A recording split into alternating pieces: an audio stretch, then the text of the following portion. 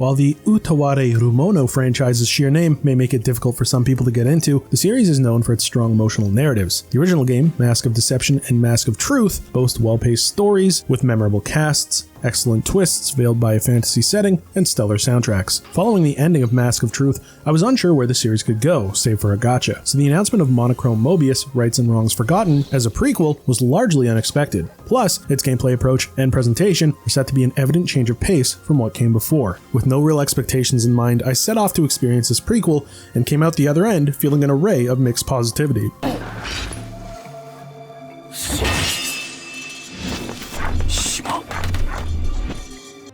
Monochrome Mobius, Rights and Wrongs Forgotten begins with the protagonist Oshtor, a resident of the quaint village Anakamui, meeting a strange determined girl named Shunya. She informs Oshtor that she is supposedly the daughter of his father, who he is believed to be dead since his youth. Unfortunately, due to rather grave circumstances, Shunya was forced to leave her father's side, somehow transported from her homeland of Arva Shulan. Yearning to reunite with her father, she sets off on a quest back to this island Oshtor has never heard of, with him choosing to follow. Unlike the previous mainline entries of the series, which were visual novels with occasional tactical battles, Monochrome Mobius is a traditional turn-based JRPG. Players explore several vast maps of differing biomes, housing branching paths, treasure chests, and enemies. There are also many towns boasting NPCs, shops, and quests. Conveniently, quests are usually detailed, telling players exactly where they need to go on a specific map. Regarding its gameplay, Monochrome Mobius is a by-the-books and comfortably familiar experience with a few standout mechanics that potentially freshen up battles. For instance, the action ring on the screen's top left depicts each unit's turn order. As turns pass, the icons rotate clockwise, with there being 3 inner rings. The further out a character's ring placement is, the more time it takes for their turn to trigger. So the goal is to reach the innermost ring for more rapid turns. And reaching those innermost rings is dependent on 2 primary methods. One requires attacking enemies who are staggered, then collapsed. The other is called Ascend, achieved when a character's Zeal gauge is maxed out from attacking, receiving damage, and defending. However, unless you're ill-prepared on hard mode, you won't have to think much about the rings unless you battle mighty common foes or bosses, where encounters last longer than usual. 2 more straightforward facets to take note of regarding the rings are knockback and gems. The former mostly affects small or floating units, as attacking them moves them counterclockwise in their rings, causing them to spend more time reaching their turn initiation. Gems, on the other hand, are buff boons placed throughout the rings, acting as a supplemental incentive for reaching certain placements. Moreover, later in the game, you'll acquire a pseudo-party member named Halu, who essentially acts as backup when needed. And leveling grants party members BP, allowing players to choose which stats to invest in, with each character having transparent specialties. Summatively, the combat system is moderately rewarding with neat ideas. Still, most battles can become thoughtless and monotonous. You can approach and win several fights by spamming area-wide skills, with the intricacies of the mechanics only being required to embrace during specific encounters. In the previous Utaware Rumono games,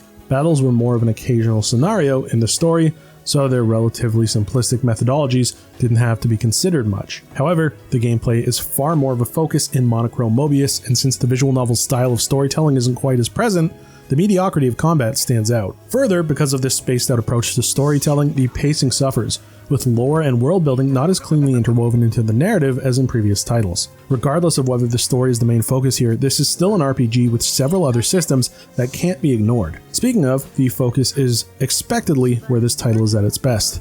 Significant narrative moments are well handled, and it's a genuinely worthwhile journey to see it to its end. There are also plenty of endearing character moments, helping each party member shine when appropriate. Though, without going into strict detail, this entry personally comes off as meant for those who are already franchise fans rather than complete newcomers, because while the latter party can certainly understand and enjoy what's being delivered, the setting and some terms aren't introduced well.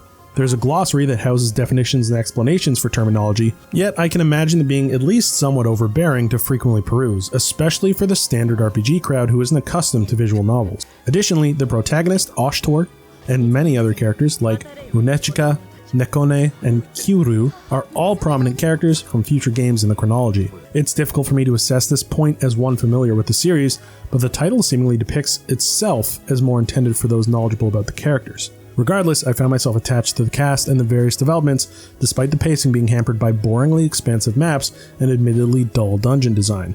On its own merits, Monochrome Mobius tells an adequate narrative, but it undoubtedly comes short when compared to what the rest of the series has to offer. Unfortunately, this entry does suffer from some technical and graphical hiccups. Firstly, the NPCs look awful. They're low textured, lack facial features, and their models rotate when they're meant to turn around. I usually don't mind low quality presentation, especially when it's in favor of an engaging story, but I found myself distracted here more often than I'd like to admit. The life of each town is significantly obstructed, and a few scenes are difficult to take seriously. The major characters' models and environments are at least passable. I just wish the NPCs were given a bit more attention. As for technical faults, the script's translation looked mostly fine, except for a few notable instances of odd spacing and typos. They don't detract from the quality of the storytelling, so I wouldn't stress over it. Still, there is one pressing point I should bring attention to on the off chance of it affecting other players. When at a later point in Chapter 3, the story text started to stop appearing for whatever reason. The lines in the log were entirely blank. Sadly, this occurred more than once, though verifying the integrity of the game files fixed it. Hopefully I was just unlucky and faced a rare bug, but it is a worrisome issue you should be aware of. Monochrome Mobius, Rights and Wrongs Forgotten, tells a captivating story Utaware Rumano fans will appreciate, coupled with a terrific soundtrack and a well-written cast. However, narrative progress is not strongly paced, and the combat tends to not be particularly engaging or compelling, despite boasting intriguing concepts. Further, spots of poor presentation and technical faults can ruin the experience at points. If you're a prospective newcomer, I recommend playing the other titles before this one, since its cast and the depiction of the world are substantially better appreciated with context, though you won't be lost if you choose this for your opening avenue. Noisy Pixel is giving Monochrome Mobius, Rights and Wrongs Forgotten a 7 out of 10. Thanks for watching. Please be sure to check out the full review at noisypixel.net. Noisy Pixel is run by a group of gamers who work hard to deliver news, reviews, previews, and more. Please subscribe to keep up with all our future content.